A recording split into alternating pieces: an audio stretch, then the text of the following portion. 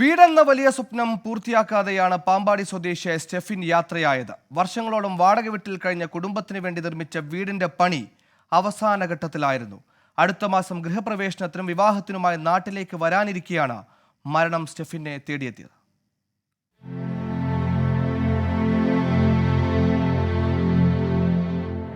പ്രവാസ ജീവിതത്തിലേക്ക് വിമാനം കയറുമ്പോൾ ആ ചെറുപ്പക്കാരന്റെ മനസ്സിൽ വിങ്ങലായി ഉണ്ടായിരുന്നത് വീടെന്ന സ്വപ്നമായിരുന്നു.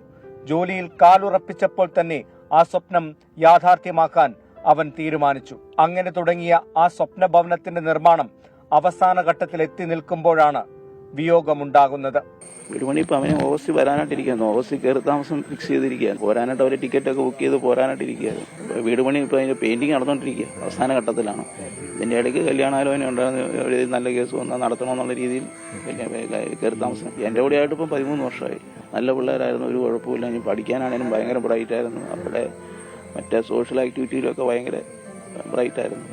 പാമ്പാടിയിലെ വാടക വീട്ടിൽ മാതാപിതാക്കൾ മകന്റെ വരവിനായി കാത്തിരിക്കുകയായിരുന്നു.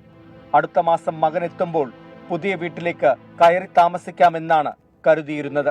25 വർഷം മുൻപ് അയ്മനത്ത് നിന്നും പാമ്പാടിയിലെത്തിയ അച്ഛൻ സാബുവും അമ്മ ഷർലിയും വാടക വീടുകളിലാണ് താമസിച്ചിരുന്നത്.